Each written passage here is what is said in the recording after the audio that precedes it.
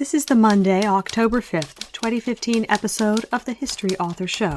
Visit our iHeartRadio channel or subscribe on iTunes to enjoy a brand new episode every Monday morning. Oh, New York ain't New York anymore. How I miss those old pals of mine. The sawdust is gone from the floor where we harmonize sweet Adeline. On the east side, west side, things ain't like before. There are tears in the eyes of the regular guys. Oh, New York ain't New York anymore. Hello and welcome. I'm your host, Dean Karayanis, and this is the History Author Show on iHeartRadio, also carried on iTunes, TuneIn Radio, Spreaker, or your favorite podcasting outlet. On today's episode, we visit the theaters, throne rooms, and taverns of London 400 years ago, as seen through the eyes of the immortal bard, William Shakespeare. And gosh, if you have a book show, you really want to say immortal bard as many times as you can, don't you? Well, today we're going to get to say it a whole lot, because our guide to Jacobian London is renowned Shakespeare scholar James Shapiro, professor of English at New York City's Columbia University. His book is The Year of Lear, Shakespeare in 1606. That year might not mean much to us today, but it should. It was a particularly chaotic one in England's history, with King James's ascension to the throne and the foiling of the notorious Gunpowder Plot. Remember the 5th of November? An outbreak of the plague also occurred that year, and there was a general sense of anxiety and uneasiness that gripped the nation. Change and disaster and disease, as we know in our own time, is often unsettling. This malaise and sense of crisis helped inspire and rejuvenate William Shakespeare. In 1606, he seemed to be in the twilight of his playwright career when the year began, but we now know that he went on to produce three of his greatest tragedies that year: King Lear, Macbeth, Antony and Cleopatra. Perhaps no other stretch in Shakespeare's prolific career directly reflects his mood, as well as that of the nation where he lived, as this incredible year of 1606. And there's no better time-traveling companion for this journey than James Shapiro. In addition to writing books on the bard like The Year of Lear, Shakespeare in 1606, and Contested Will, Who Wrote Shakespeare, Professor Shapiro is historical advisor at New York City's Public Theater, governor of the Folger Shakespeare Library, and a frequent BBC commentator. You can find him at jamesshapiro.net. Well, now that we have the exposition out of the way, it's time to fire up our time machine and get some Shakespeare in our ear with History Show correspondent Stephen Bedford.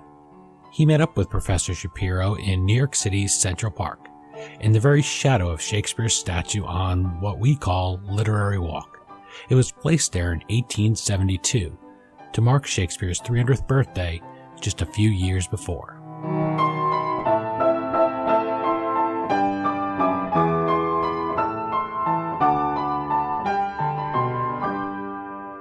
Hello and welcome to the History Author Show. This is Stephen Bedford doing my best Dean Karayanis impression, and I am sitting here in the shadow of William Shakespeare's statue in New York Central Park with Professor James Shapiro, English professor at Columbia, historical advisor on numerous productions at the Public Theater, BBC correspondent, and author of the recently released The Year of Lear, Shakespeare in 1606. Thank you for joining us, Jim. It's a pleasure to be speaking with you, Stephen. The book is now out, and it looks beautiful, and reading it, there is just so much to learn and pick up, and so many sort of eureka moments.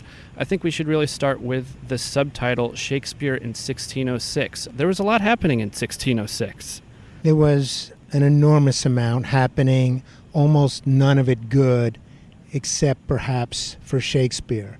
It was a year in which King James of Scotland, now King of England, tried to force Parliament and the two nations really to join together in one union, the very union that's now unraveling as we speak between Scotland and England.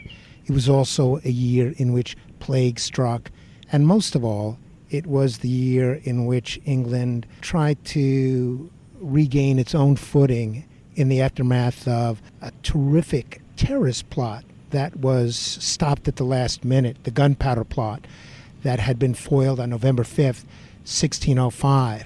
The first half of 1606 was spent torturing, trying, executing, dismembering, and then spinning the story of this plot. And it had a profound impact on that moment. So it was exciting for me to go back and look at the plays Shakespeare was writing at this moment. He finished King Lear. It was staged at the beginning of this year. He wrote Macbeth at the height of this anxiety about the Gunpowder Plot, and finished the year writing Antony and Cleopatra. So it took 10 years to figure out all the history and really dig deep into the plays, but for me it was an exciting trip. Yeah, I think so many people who follow history from maybe an armchair perspective are familiar with things like the Gunpowder Plot, the religious fanaticism, the union of Great Britain, and the breakout of the plague, but we often forget that it was all happening at the same time, and even the ship set sail for Jamestown at the same time. So it was chaos. You have that great painting of the fall of Icarus with a farmer in the background while this great moment is going on in that famous painting. And in a way, the ships sailing to found Jamestown are the small speck in the background of this year, probably passed unnoticed as they sailed up the Thames and out for the New World. So what I tried to do was tie all these together and really see them through the perspective of the theatergoer and of Shakespeare himself, who's trying to make sense of his time. You know, we're sitting here quite literally in Shakespeare's shadow in Central Park. It may be the least popular statue in this long row of statues. It does have Balto right across the street as well. It does, and Balto has a huge crowd. Dogs over famous authors dead for 400 years. I've sat here often and I've never seen anyone take a selfie. And as I sit here, I think two things. One, Shakespeare knew that statues want to come to life. In The Winter's Tale, late in his career, he actually creates a play in which a statue comes to life. Statues are inanimate, and in a lot of ways, history is inanimate until you come along and bring it back to life. And there's some inscription here in the granite base of this statue that doesn't animate this statue. When I look at the statue, I don't see Shakespeare looking down at the squirrels and pigeons in New York. I see a story of Americans trying to wrestle with their own history in 1864 when this statue was first conceived. And there was a benefit performance of Julius Caesar by three Booth brothers, Junius Booth, his brother Edwin Booth, and his notorious brother John Wilkes Booth, to create the statue, to raise money for the statue. 4 months after that benefit, John Wilkes Booth, quoting from Julius Caesar, shot Abraham Lincoln. And it just tells you that history is so much more exciting and complicated. And the day in 1872, when this statue was finally unveiled in New York, where we're sitting was packed with hundreds, if not thousands of people. And that too was contested because local poets came up and put their own placards on the statue. The police came and tore them down. This was a moment where highbrow, lowbrow Shakespeare was really dividing. So there are stories upon stories looking at an inanimate object, and it's really the role of the cultural historian to take something that seems dead to us 400 years later, in a way like King Lear or Macbeth, and animate them and try to describe the forces that helped bring them into being. Such an eerie resonance, too, for U.S. history with the John Wilkes Booth story, and, of course, what happened 4 months later, and we can trace it right back to where we're sitting. History all around us, from 1606 to 1864 to 2015. We're still wrestling with so many of the issues that emerged in 1606. The beginning of empire and the founding of America, the relationship between the various parts of the British Isle, really how you deal with a terrorist threat, and even the model that was established back then, let no crisis go unexploited. So with the Gunpowder Plot, now Shakespeare had some personal ties to this. A lot of the plotting and conspiring was happening right around his hometown and right near properties he owned or rented or lived on. This was one of the really surprising finds for me, and I have to say, I've spent a quarter of a century researching and writing about Shakespeare's life. I had no idea how proximate the uprising following the planned explosion in Parliament was to Shakespeare. The arms for the uprising was stored in a recusant's house 4 miles north of Shakespeare's home, on land abutting property that Shakespeare had just rented. The Gunpowder Plot had been devised in the months leading up to this attack, and there was a steady stream of plotters going in and out of Stratford. And in that house was stored the Catholic ritual items that were going to be used to help people worship according to Catholic rites, which had been suppressed since 1558 when Queen Elizabeth had come to the throne. Shakespeare's next-door neighbor, a man named George Badger, was quite literally the bagman. He was caught kind of like a Santa Claus figure, carrying to hide these Catholic ritual items. And there was an inquisition in February of 1606 of the leading townspeople in Stratford passing around and holding up these rituals, which were then melted down or forfeited to the state. So all this was happening proximate to Shakespeare. His friends, his neighbors, even his daughter, Susanna, his eldest daughter, was caught up in the frenzy following the Gunpowder Plot and the political and religious legislation that followed, when she was called in for refusing to attend services, Protestant services, at Easter in 1606, and called into the bodyguard, as it was called, to defend herself, and eventually was forced to bend to the will of the religious state. That's just such an interesting aspect of Shakespeare's life and times that you never hear about. Here's one of the most famous playwrights in history, and he is really at ground zero for this terrorist plot. A lot of his friends, neighbors, acquaintances, and family members are in those circles unwittingly or deliberately. That's just one of the great things of the Year of Lear, is you get such a different portrait of Shakespeare at a different time of life. This is a man in his early 40s. He's produced hit after hit, and the life expectancy of that time was, mid-40s, late 40s? It was. And here he cranks out it's one of his most prolific eras. Well, in retrospect it is. But one of the other things that I discovered by slowing things down and looking at a year rather than the sweep of the life is that for the 4 or 5 years before 1606, Shakespeare had, in terms of productivity, slowed down considerably. I think he was stumbling a bit. With the shift from Elizabeth to King James, there was also a shift in the kinds of plays people were interested in.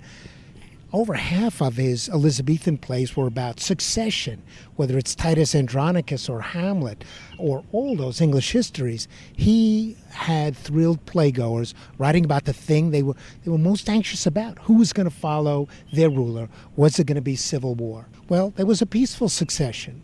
And all of a sudden, there are young playwrights like Ben Jonson and Marston and Middleton writing plays that are drawing playgoers away from the globe to other theaters to see edgier work.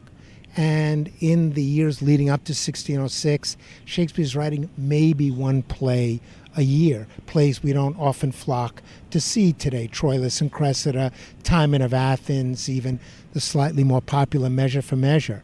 In 1606, in part because it was such a bad year, in part because he finally found his footing in this Jacobean regime, Shakespeare really hits his stride again and writes 3 of the greatest tragedies in our language. In those 3 plays, King Lear, Macbeth, Antony and Cleopatra, they directly reflect the times. Is there another period in Shakespeare's career where his art so imitates life and what's happening around him, and he incorporates so much into what goes on onto the stage?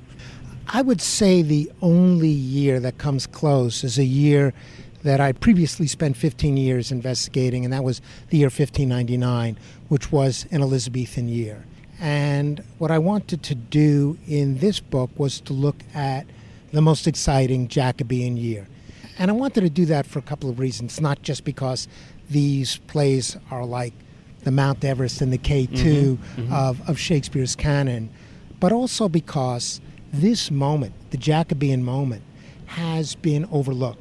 Historians, professional historians, love Queen Elizabeth, love Henry VIII, love the Tudors, and they love the Civil War. So you go to a bookstore or a library, and the shelves groan with books on Queen Elizabeth or the Tudors. You turn on your TV, there are television programs on Wolf Hall and the Tudors. King James has almost dropped off the map. And yet, just in terms of the creative output during his regime, in 1606, the King James Bible is being translated. Some of the greatest plays are being written.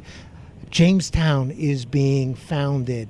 This is an extraordinary historical moment that historians have not been as interested in as they should be. So part of my book is as devoted to historians and those who love history as it is to those who turn to Shakespeare to understand an historical moment.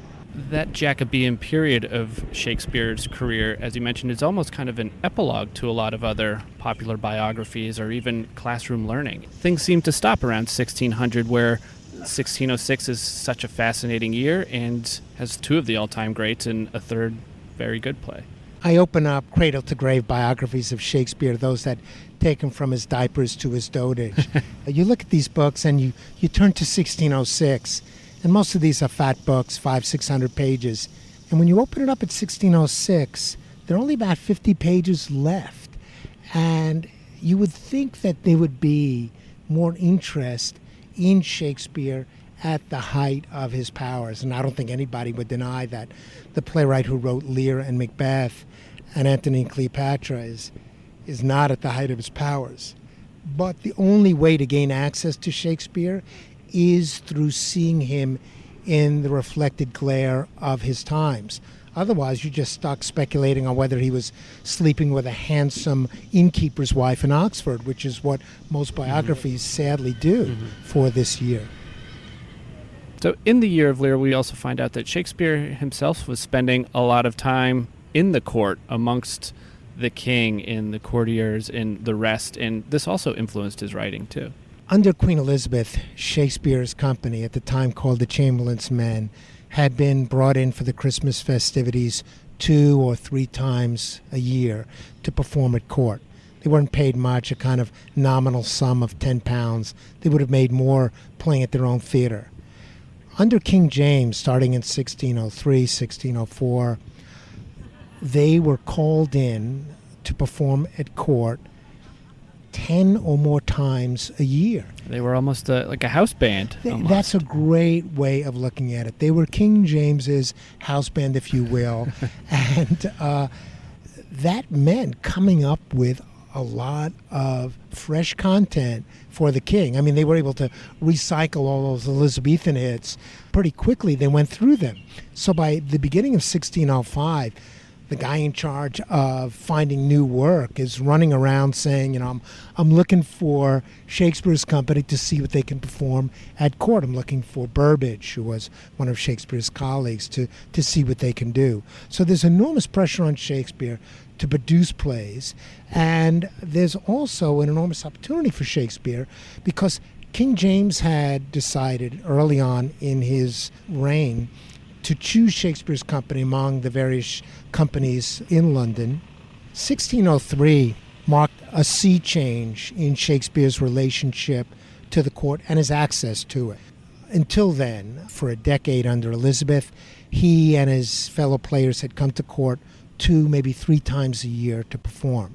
Once King James had decided that Shakespeare's company would be the king's men, and Shakespeare would be a king's man, a groom of the chamber, issued 4 yards of red cloth to stand up and be there when the king wanted actors to play any court role he wanted them to do, and he soon called on them for those roles. Shakespeare was at court a lot more than he no doubt wanted to be. And King James also expected this playing company to show up 10 or more times a year to perform at court, which was a lot. The funny thing is, King James didn't really like plays. He'd rather be out hunting. But he understood that plays were a way to enforce the kind of court culture he believed in. So Shakespeare is given extraordinary access to everything from the Spanish embassy, which in 1604 he had been asked to attend upon, to public outdoor celebrations when in 1606 King James's brother-in-law, King Christian, came over from Scandinavia for a disastrous 3-week visit. Mm-hmm. Shakespeare is there on the street soaking up what the crowd is thinking, comparing these two kings, and thinking, how can I use this in my next play? And I think one of my favorite little vignettes from the Year of Lear is we find out that King James himself had a fascination with sort of the occult and the supernatural, and that sure enough makes its way into some of Shakespeare's biggest plays at the time.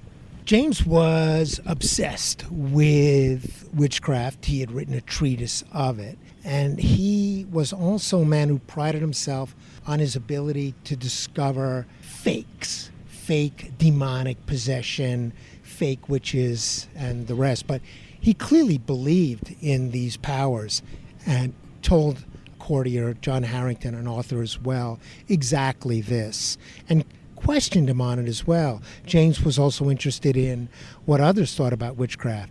We have no record of conversations between Shakespeare and King James, but I would imagine after having seen Macbeth, the question of witchcraft would have figured largely in any such conversation. And Shakespeare's writing a play that's just in the king's wheelhouse, but it's not worshipful of James. It's really taking the question of witchcraft and taking the question of the killing of a Scottish king, which are two really pressing issues since the Gunpowder Plot was about the killing of a Scottish king and staging them successfully.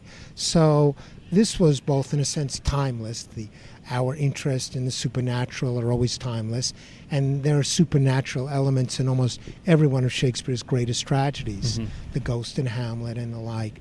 But this was topical, this was urgent, and this would have spoken to the moment in ways that are largely lost to us.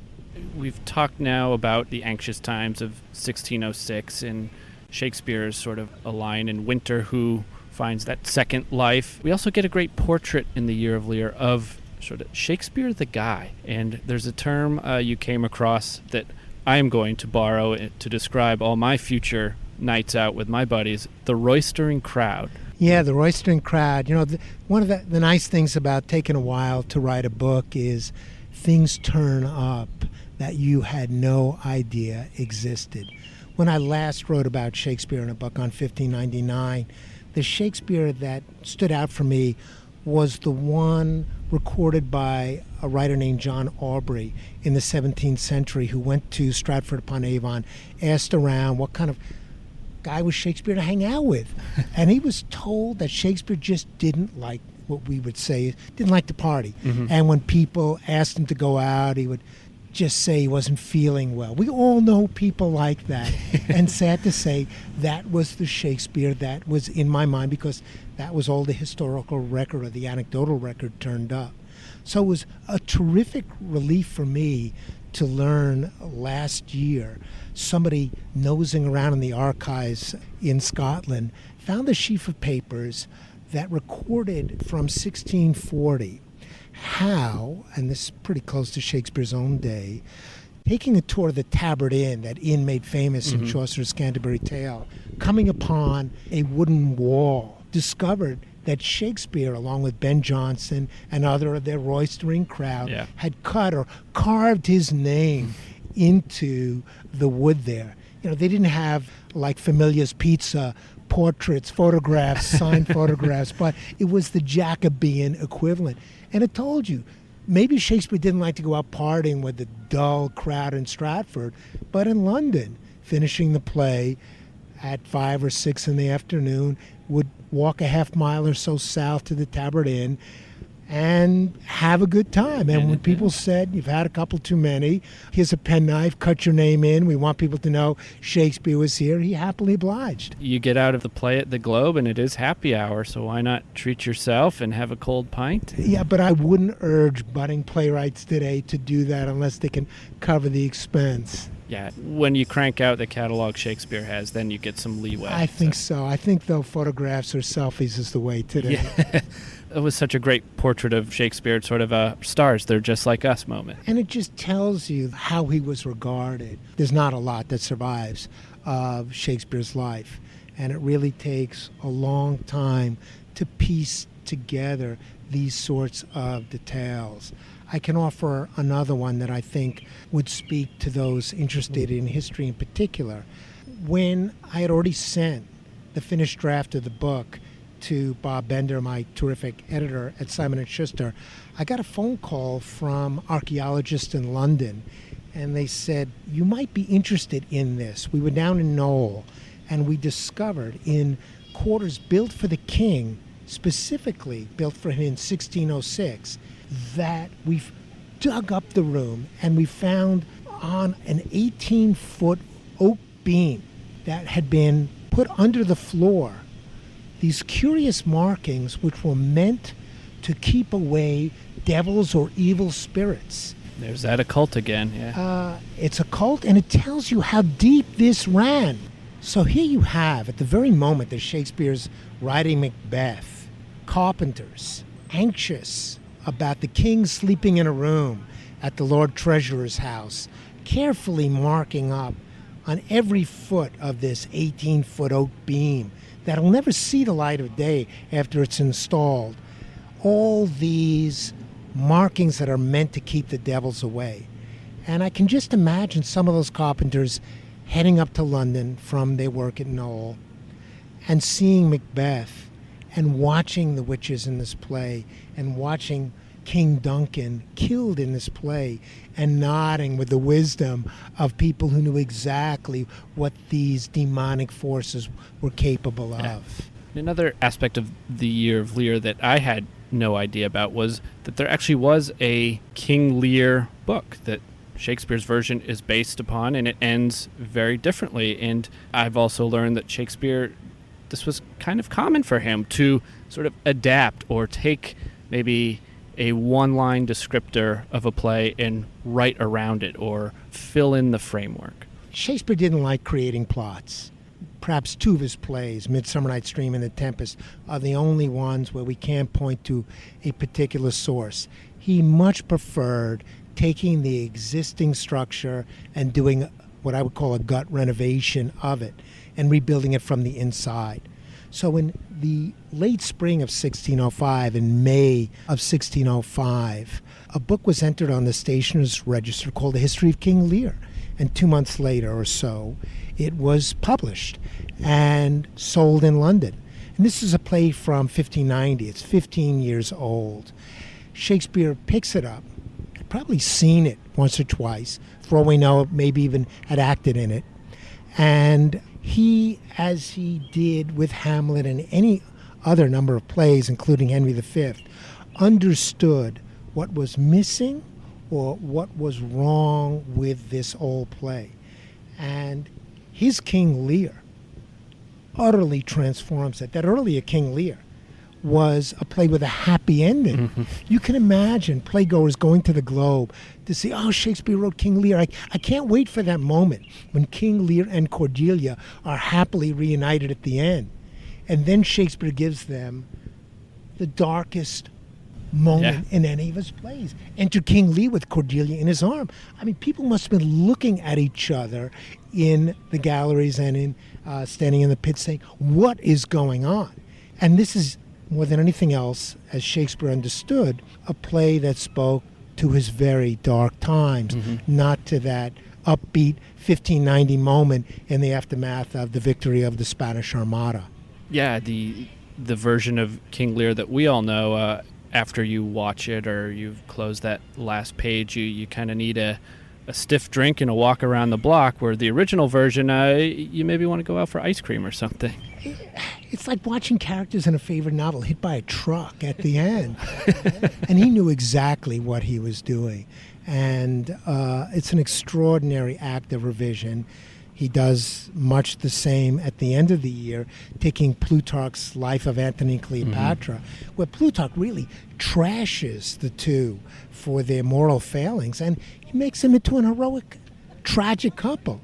So again and again, Shakespeare's taking a really established, well-known work and turning it this year on its head. And there's another little snippet in the Year of Lear speaking to this point. It doesn't pertain to King Lear, Macbeth, or Antony and Cleopatra, which are the focus of the book, but there's that line in Hamlet about the crow that he sort of heard from a lesser play group, let's say. An old Queen's Men play. He made a mental note of that and said, the idea is right, just the syntax, the wording is wrong, but I'm going to file that away. And he did, and it comes out in Hamlet, I believe. You probably didn't want to cross Shakespeare because he had the kind of retentive memory where he could pick up a couplet from a play that's 15 or 20 years old and nail it in another play, turn it inside out.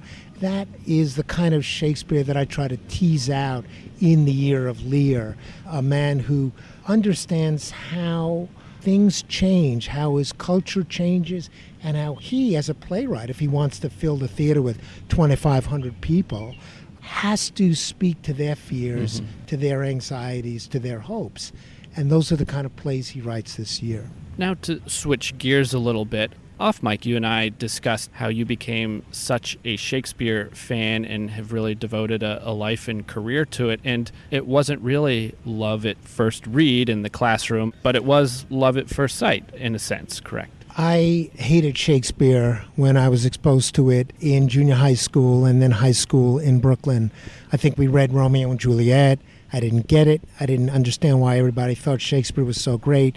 I didn't even get the dirty bits that the other kids in the class were laughing at.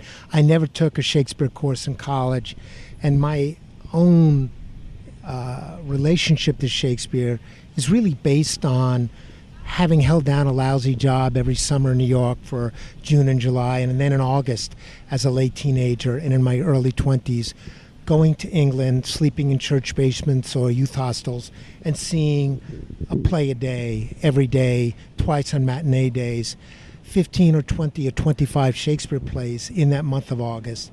And after 5 or 6 or 7 years, I'd seen several hundred Shakespeare plays, and I just had a knack for them. And these were extraordinary productions. And you could get in to see a play for $1 or $2 and fly over to London round trip for $200 from New York. So I was very lucky at that moment. So my experience of Shakespeare is really much closer to a playgoer's than to somebody who reads it in a classroom. And for that reason, I always think of Shakespeare as a collective experience. And when I write books, I'm really writing for those not just who love Shakespeare, but even more those who were in a situation like the one I was in, turned off to it. And my work really tries to animate Shakespeare, to bring that dead statue alive, to make it move, to make people feel what was at stake for him as a writer, for his culture, for the thousands of people gathered to make sense of their world through the experience of one of his great plays. So it was almost a non-academic approach for you that really pushed you over the edge, so to say. It's completely non-academic, and I think that I don't write my books for academics. I teach from as non-academic a perspective. I make my students at Columbia get up and act out scenes. I advise productions. We're in Central Park, where we just finished a terrific season for the public theater. I had a chance to work closely on those productions. I'm on the board of the Royal Shakespeare Company and get to work with their productions as well. So I think I'm very lucky in that I am self-taught largely, or taught by productions of plays rather than a single great mind shaping the way I understand Shakespeare and his age. Yeah, because these are plays that are meant to be acted out. They're not meant to be read at a little cubicle desk. You also had a funny aside about not just making students at Columbia get up and act it out and get into character, but also you taught some fourth graders recently. I teach at every level. I love teaching fourth graders. I love going into Rikers with the mobile Shakespeare unit and speaking with inmates there. So fourth graders are tough. There was a few years back where I had spoken with a fourth grader working on Shakespeare's sonnets, and the kid had said to me, my brother had told me that Shakespeare didn't write Romeo and Juliet. Uh-oh. That's what I was thinking. God, it's come down to this. And Simon & Schuster helped me publish a book called Contested Will, Who Wrote Shakespeare, in which I gave the teacher of that kid the ammunition to respond to that. But I have to say, in the aftermath of that book, I've gotten a gazillion letters from those who still don't believe that Shakespeare wrote Shakespeare, including a former Supreme Court justice. Oh. So that book still has legs. And of course, writing a book about Shakespeare in 1606 in the kind of detailed way that the Year of Lear sets out gives more evidence, if evidence were needed, which it's not,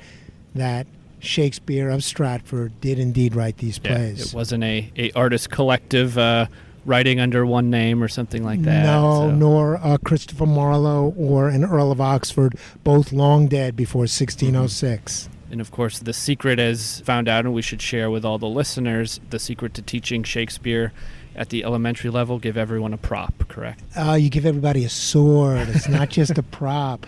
Make sure they're wooden and make sure there are no points. But I'm keenly interested in taking Shakespeare out of elite culture and bringing him to as many people in as many walks of life and as many nations around the globe as possible. Because while these plays were forged in their moment, their lessons are still with us. And when I'm struggling to understand America today and questions of belonging and immigration, or questions of political threats to leaders, or all the things that Shakespeare was wrestling with in plays like Antony and Macbeth and Lear, I find terrific value in them. King Lear now, when we see it staged, is more often a play about Alzheimer's and an old king struggling with his memory than it is, say, about the issues that first mattered to Jacobian audiences.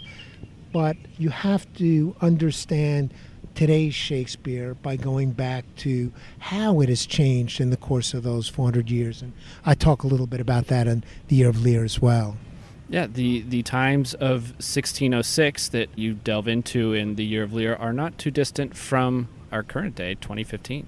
Well, I wish they weren't. I wish there was a time when people went to see Shakespeare and said, you know, we live in such a peaceful, get-along age. What must have been like to live in such contested times?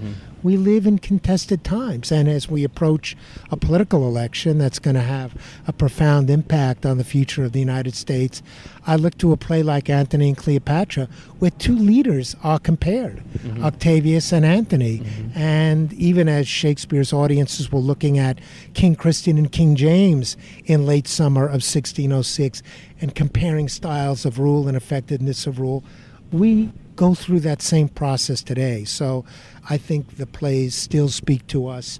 Sometimes I wish they didn't speak so powerfully. The Year of Lear, out now, is being published right on the verge of the 400th anniversary of Shakespeare's death, and there is actually a pretty cool state-by-state thing going on, a traveling show, if you will, produced by the Folger that you're going to be involved in as well. I'm one of the governors of the Folger Shakespeare Library and can tell you that we have been working towards 2016 for years and very excited about, if you will, spreading the word. This statue we are sitting under celebrated the 300th anniversary of the birth of Shakespeare. These anniversaries are really moments when Shakespeare comes into the public in ways that he hasn't for a long time.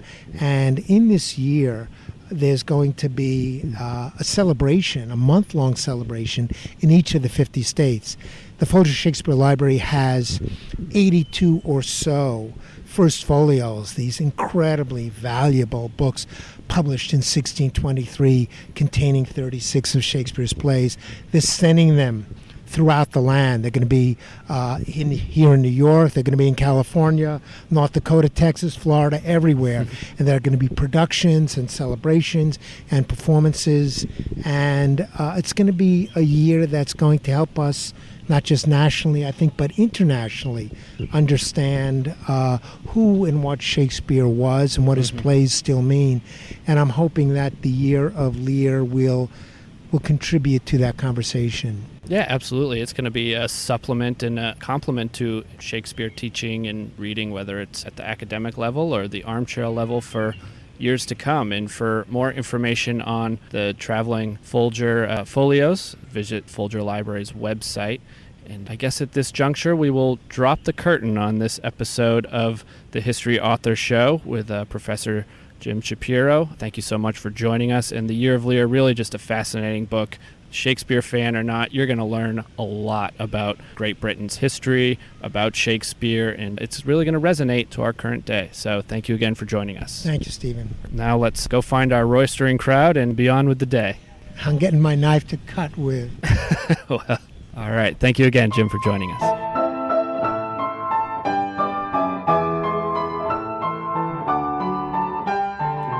Again, the title of the book is The Year of Lear, Shakespeare in 1606. And you might also check out Contested Will, Who Wrote Shakespeare. If you purchase either book, or both, please click through the Amazon link at historyauthor.com. We get a few English crowns every time you do. As I listened to Stephen and Professor Shapiro talk, I couldn't help but wish all our teachers were as dedicated to breathing life into statues as he is, not to mention all our history authors. Can you imagine embracing the challenge of teaching fourth graders about Shakespearean plays? And the wooden swords, what a great way to get them interested. You can learn more about Professor Shapiro and his works at jamesshapiro.net. And let us know what you think of the book on Twitter at HistoryDean or facebook.com/historyauthor. I'd also recommend following the Central Park Conservancy at Central Park NYC on Twitter to learn more about the sights and features of Central Park that you may miss in your average rom-com. The Central Park Conservancy is a private nonprofit that raises 75% of the park's $65 million annual budget. So we have a place to get out there and leave the studio when we want to hang out with the bard. Well, that's it for this week's episode of the History Author Show, and I guess it's back to the present. Thank you again, Professor Shapiro and correspondent Stephen Bedford, for talking, and thank you all for listening. So until next Monday morning, parting is such sweet sorrow, but we bid you farewell, and happy reading. We still call it Broadway, but what's in a name? Take it from Georgie, it isn't the same. On the east side, west side, things ain't like before. There are tears in the eyes of the regular guys. Oh, New York ain't New York anymore. Pass right by Shakespeare and all they want to talk about is Balto.